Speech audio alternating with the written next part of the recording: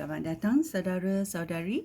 Hari ini kita mau belajar tentang Satan. Ya, semalam kita belajar tentang manusia. Hari ini kita mau belajar tentang Satan yang juga dicipta oleh Tuhan. Ya, nama seorang malaikat yang satu bernama Lucifer. Ya, kita mau menceritakan Lucifer, iaitu Satan. Ya. Sebelum Tuhan menciptakan manusia, Tuhan mencipta banyak juga benda di syurga dan bumi. Di antaranya adalah malaikat-malaikat. Ya. Roh-roh malaikat ini adalah untuk memenuhi apa yang Tuhan mahu, dan malaikat-malaikat adalah untuk menyembahnya selama-lamanya. Ya. Kita mencari dalam buku terakhir, iaitu Wahyu babak 5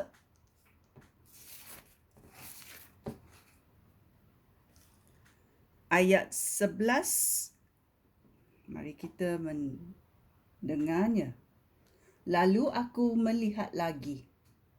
Aku mendengar suara malaikat yang beribu-ribu dan berjuta-juta bilangannya. Mereka berdiri mengelilingi takhta, keempat-empat makhluk dan para pemimpin itu. Mereka menyanyi serta dengan suara yang lantang. Anak domba yang sudah dibunuh itu layak menerima kekuasaan, kekayaan, kebijaksanaan, kekuatan, penghormatan, kemuliaan dan pujian. Lalu aku mendengar semua makhluk di syurga, di bumi, di bawah bumi, dan semua makhluk di dalam laut. Pendeknya, semua makhluk di alam semesta ini menyanyi kepada Dia yang duduk di atas takhta dan kepada anak domba itu. Kami persembahkan pujian dan penghormatan, kemuliaan dan kekuasaan selama-lamanya. Keempat-empat makhluk itu menjawab, Amen. Para pemimpin itu pun bersujud serta menyembah Allah dan anak domba itu. Ya. Ciptaan malaikat adalah untuk menyembah Allah. Ya, sungguh baiknya beribu-ribu malaikat menyembah Allah. Ya. Tetapi ada satu malaikat yang bernama Lucifer. Ya, dia adalah pemimpin malaikat, satu pemimpin malaikat. Bila dia faham apa Tuhan mahu mencipta manusia, untuk tujuan apa Tuhan mahu mencipta manusia, Lucifer memberontak dan tidak mahu ikut Tuhan. Ya. Apa Lucifer mahu? Lucifer mahu menjadi seperti Tuhan. Dia mahu mempunyai kedudukan dan kekuasaan untuk manusia. Dia, Lucifer, mahu menguasai segala ciptaan Tuhan. Memberontak ke ya ini? Kerana kita tahu Lucifer juga dicipta oleh Tuhan. Sekarang Lucifer mau menjadi Tuhan.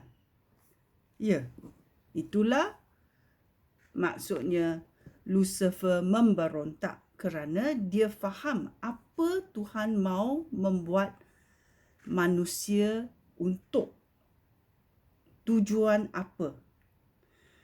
Oleh itu, Lucifer bersubahat dengan malaikat-malaikat di syurga.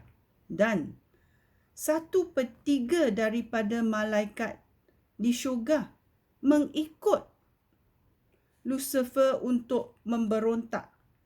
Ya.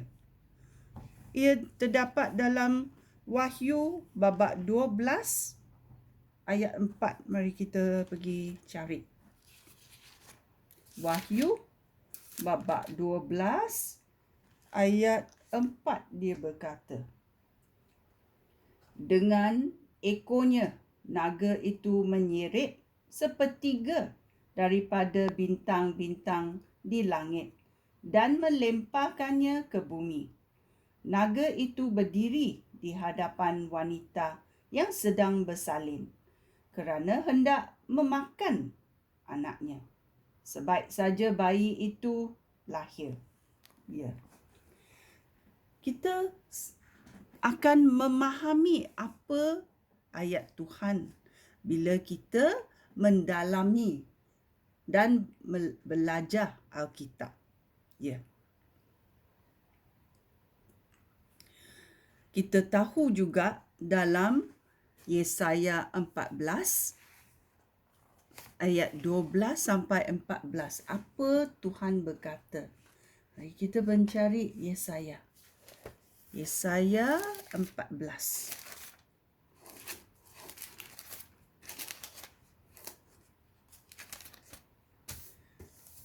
Ayat 12.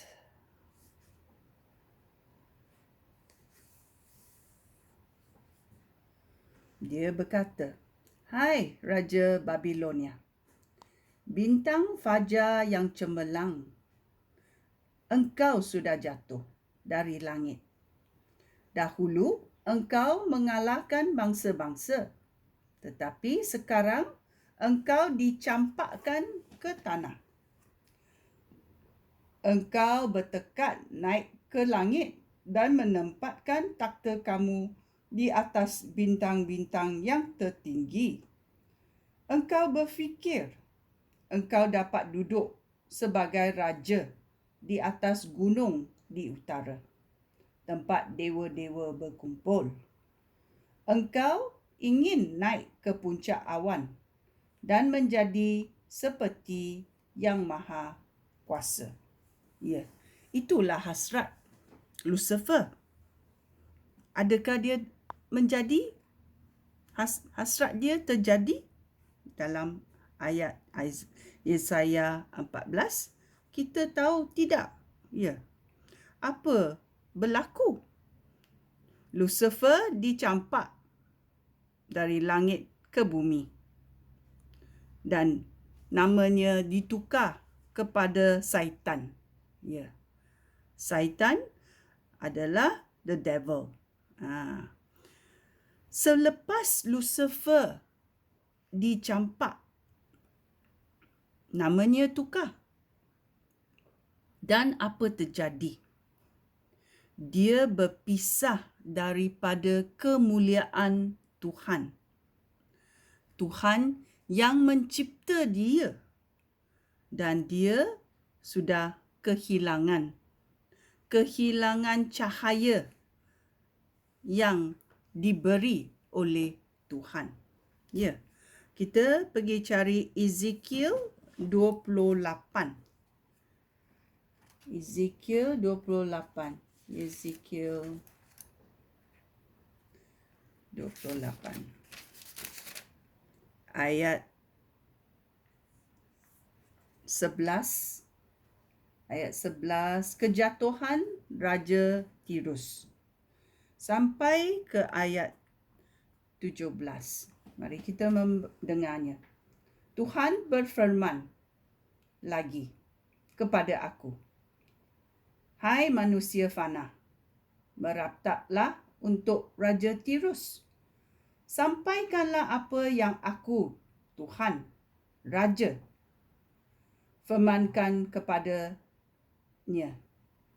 Engkau pernah menjadi contoh kesempurnaan. Dahulu, engkau sungguh bijak dan kacak.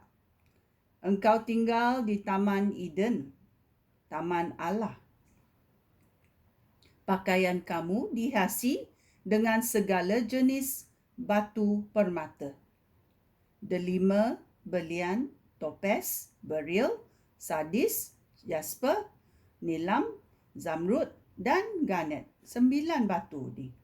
Engkau juga mempunyai perhiasan emas yang dibuat untuk kamu pada hari engkau diciptakan. Aku menempatkan kerub yang menyeramkan di situ untuk menjaga engkau. Engkau tinggal di atas gunung aku yang suci dan berjalan di tengah-tengah batu permata yang berkilauan. Kelakuan kamu tidak bercela sejak engkau diciptakan sampai engkau mula-mula berbuat jahat. Engkau sibuk dengan perniagaan kamu. Hal itulah yang menyebabkan engkau menjadi kejam dan berdosa.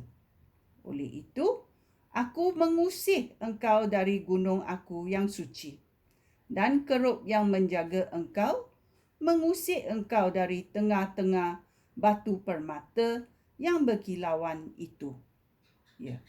Engkau sombong kerana rupa kamu yang kacak, dan engkau bertindak bodoh kerana engkau terkenal. Itulah sebabnya aku membanting engkau ke tanah dan menjadikan engkau sebagai amaran untuk raja-raja lain.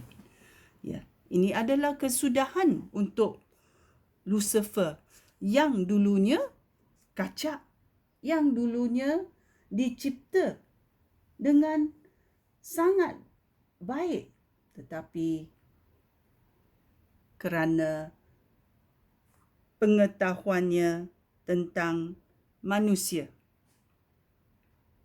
dan hasrat hatinya untuk mahu menjadi seperti Yang Maha Kuasa, dan juga kesombongannya, itulah terjadi niat jahat timbul dalam hatinya, dan dia penuh dengan kegelapan. Ya.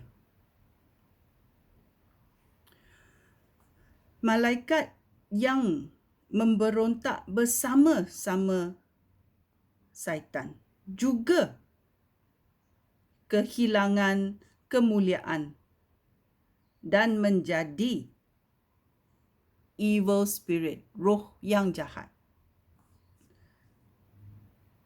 Dan ini semua terjadi dalam dunia yang dicipta oleh Tuhan, iaitu bumi. Ya. Sungguh mengerikan, ya. Ya.